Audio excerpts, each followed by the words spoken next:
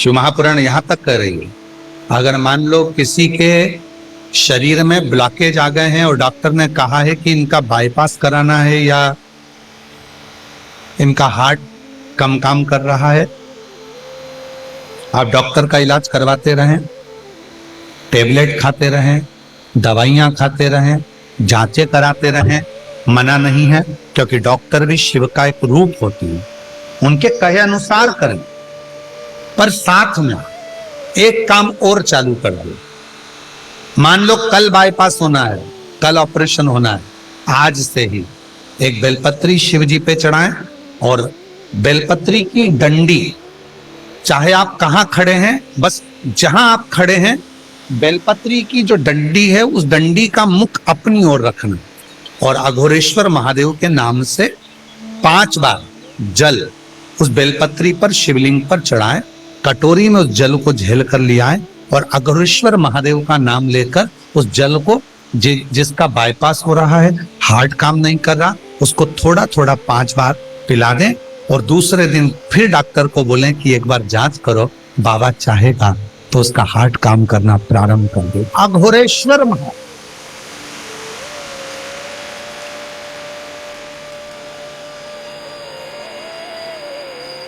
लोग इनको समझ नहीं पाते, लोगों को लगता है कि अघोरी है, अघोर है। अघोर, अघोर का मतलब होता है शांति, अघोर का मतलब होता है शीतलता, अघोर का मतलब होता है विपदा को हरने वाला, अघोर का मतलब होता है जो तुम्हारे भीतर जो भी आपके जीवन में सुख आने में जो दुख दिए जा रहे हैं, आपकी सुख की जो मार्ग है उसमें जो तकलीफें आकर खड़ी हो रही है, उस मार्ग को क्लियर करना, उस मार्ग को साफ करना।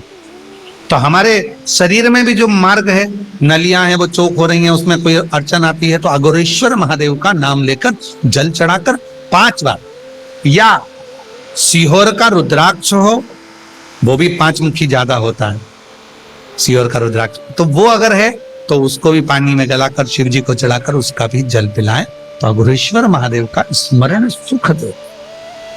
अघोरेश्वर और ध्यान दें, बड़ी सुंदर बात कही।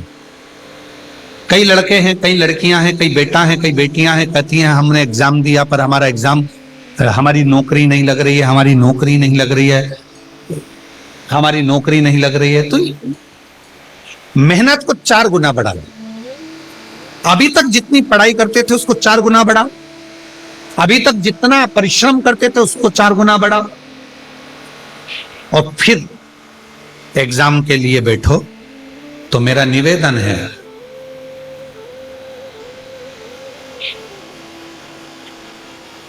कभी तुम्हारे पास में अगर रुद्राक्ष है सीहोर का, तो उस रुद्राक्ष पर तुम्हारे घर में अगर अलोनी भस्म, अलोनी भस्म कहते हैं, तुम्हारे यहाँ गोबर के कंडे को क्या कहते हैं, गोबरी है,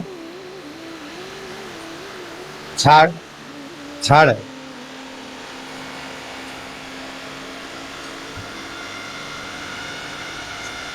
छाना, तो गुजरात में उसको छाना बोलते हैं और महाराष्ट्र में गोबरी कहते हैं, हमारे इधर कंडा कहते हैं। ठीक है, तो जो वो गाय का गोबर होता है तो वो उसको हाथ से थपा हुआ नहीं, गाय ने गोबर किया, नीचे गिरा, सूखा हुआ गोबर का कंडा जो होता है उसको जलाकर भस्म बनाकर कपड़े से छानकर उसको डब्बी में रख लेते हैं।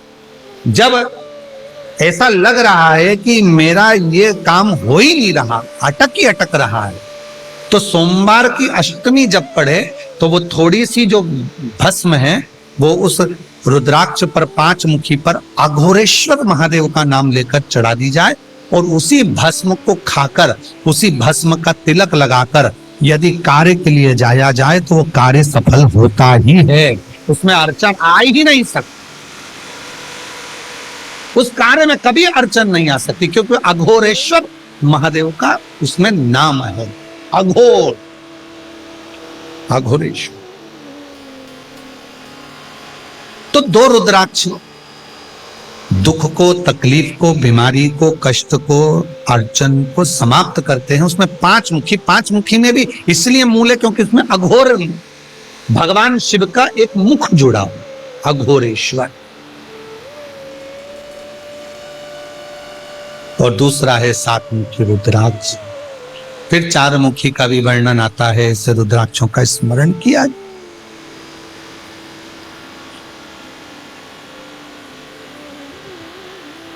और यही पंचमुखी रुद्राक्ष का वर्णन एक और आता है महाराज।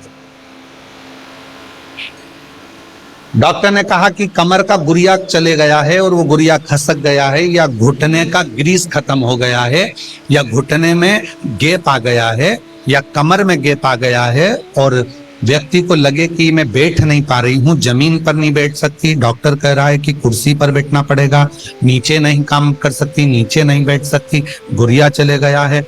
डॉक्टर का इलाज करवाओ, डॉक्टर को दिखाओ, जांचे कराओ, जो बोले वो करो। साथ में एक काम और करो,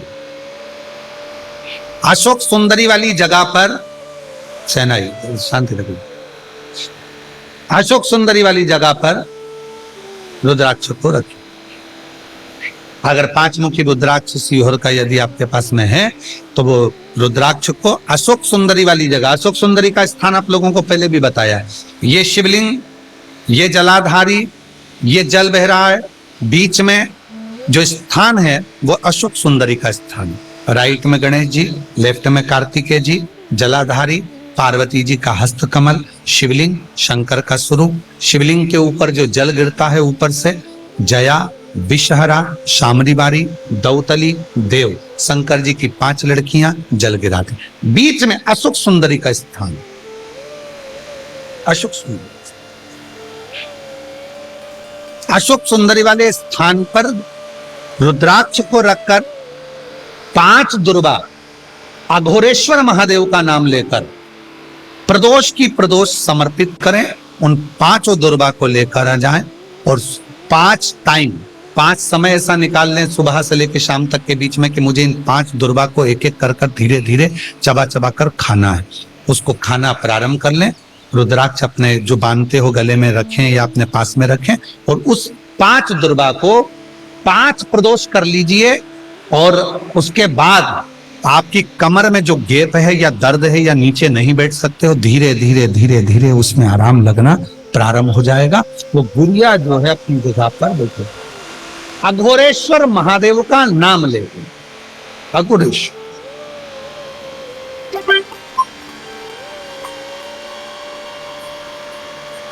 अघोरेश्वर महादेव एक ऐसे महादेव का स्वरूप जिन्होंने शांति, शीतलता और मार्ग को प्रशस्त किया, मार्ग को प्रशस्त,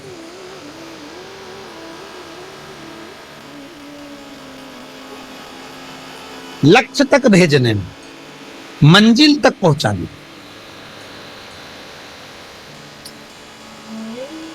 और ये जो अघोरेश्वर महादेव का नाम लेकर जल चढ़ाकर या बेलपत्र, कई माताएं कह देती हैं हमारे बच्चे की धड़कन नहीं आई, उसका सिर नहीं बना, पाँव नहीं बना, हाथ नहीं बना, उसके पेट में डॉक्टर ने बताया है कि ये बच्चा तो ऐसा रहेगा, विकलांग रहेगा, मानसिक बुद्धि कमजोर रहेगी, ऐसा हो गया, वैसा हो गया, श्वास नहीं आ रही है।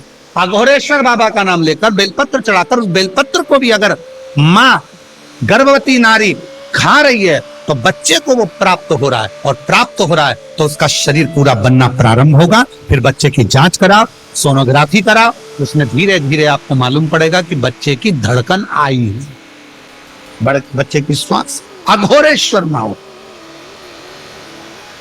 फिर से बोलो कौन से महादेव हैं?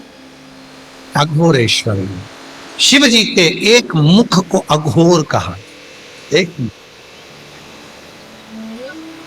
अघोर। और शिव कथा कर रही है, भगवान शंकर का पवित्र चरित्र कह रहा है, शिव महापुराण कह रही है।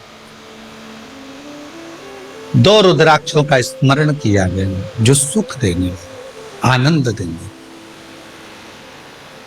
अविरल भक्ति देने, राहों को मंजिल तक भेजने वाले।